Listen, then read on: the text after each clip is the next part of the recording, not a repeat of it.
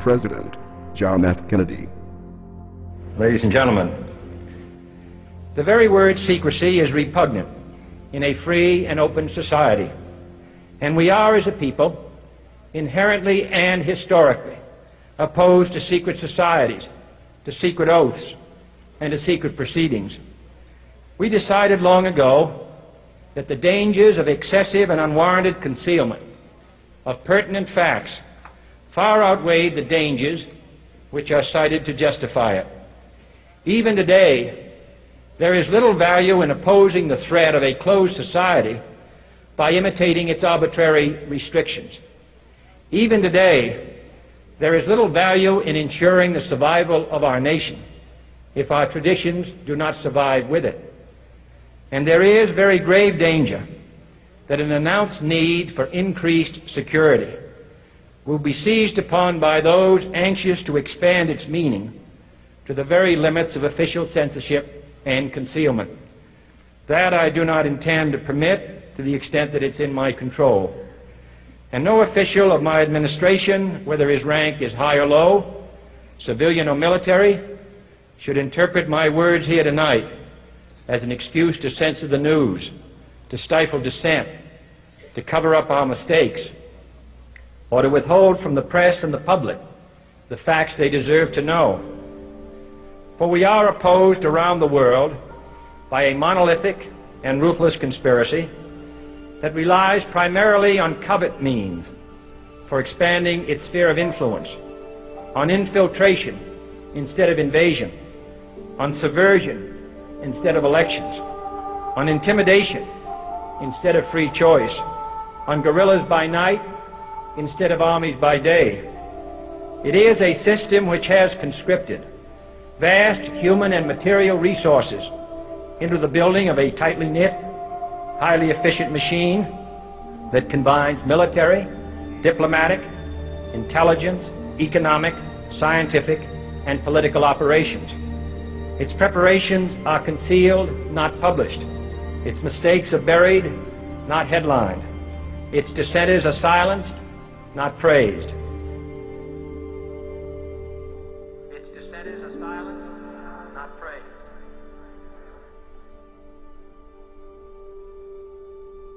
Its dissenters are silenced, not praised.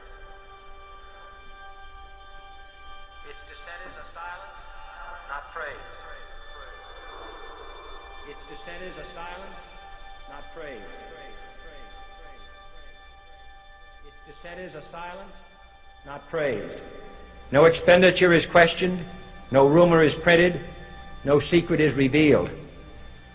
No president should fear public scrutiny of his program, for from that scrutiny comes understanding, and from that understanding comes support or opposition, and both are necessary. I am not asking your newspapers to support an administration, but I am asking your help in the tremendous task of informing and alerting the American people. For I have complete confidence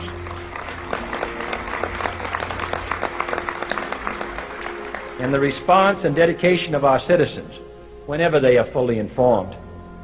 I not only could not stifle controversy among your readers, I welcome it. This administration intends to be candid about its errors, for as a wise man once said, an error doesn't become a mistake until you refuse to correct it. We intend to accept full responsibility for our errors, and we expect you to point them out when we miss them. Without debate, without criticism, no administration and no country can succeed, and no republic can survive.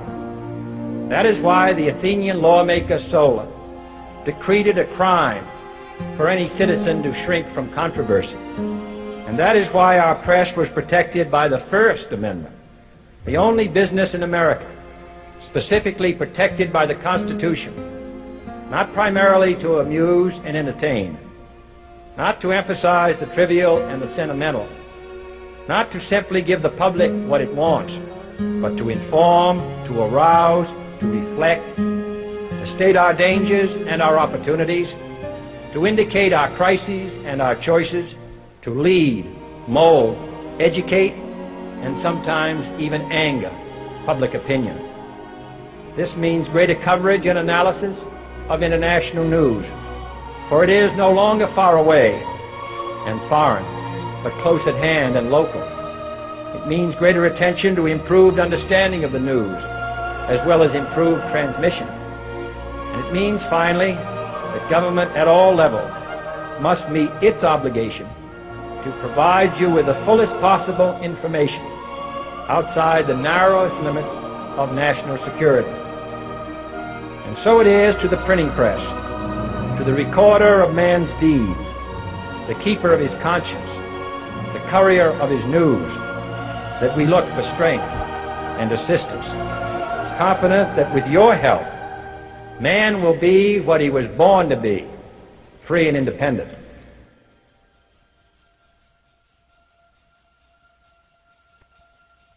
You were both in Skull and Bones, the secret society. It's so secret we can't talk about it. What does that mean for America? The conspiracy theorists are going to go wild. I'm sure they are. I don't know. I haven't seen the web. Number 322? You both were members of Skull and Bones, a secret society at Yale. What does that tell us? Not much, because it's a secret. Is there a secret handshake? Is there a secret code?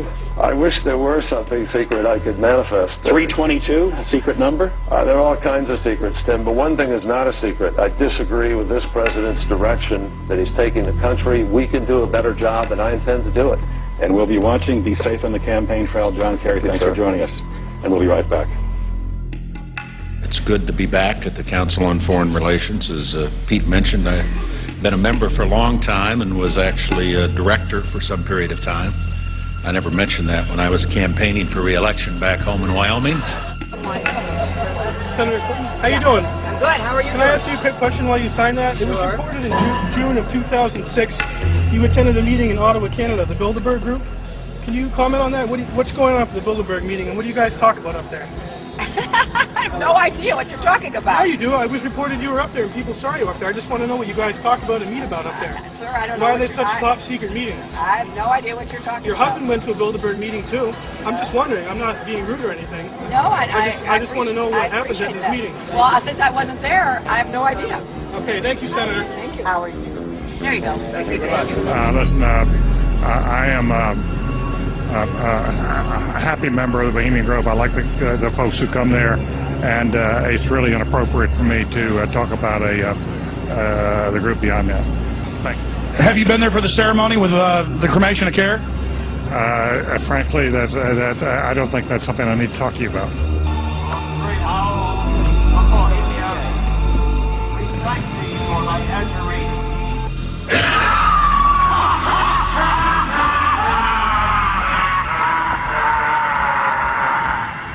Have you been there for the ceremony with the cremation of care? Frankly, I don't think that's something I need to talk to you about. Really? That's right. Well, I'm Alex Jones, and I snuck in there in 2000. I'm the guy that blew it wide open and got the video. It's been on national TV. Well, I disrespect you for that.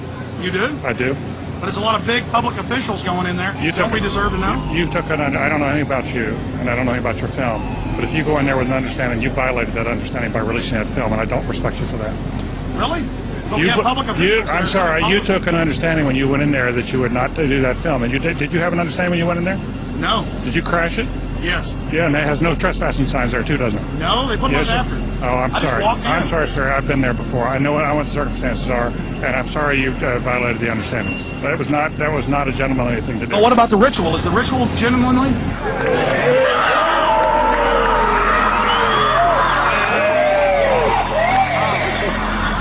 Sir, everything. I don't owe you this comment. I know. This is what's called ambush journalism, and I disrespect you for that as well. So thank you and goodbye. The ritual? It's none of your damn business. Oh.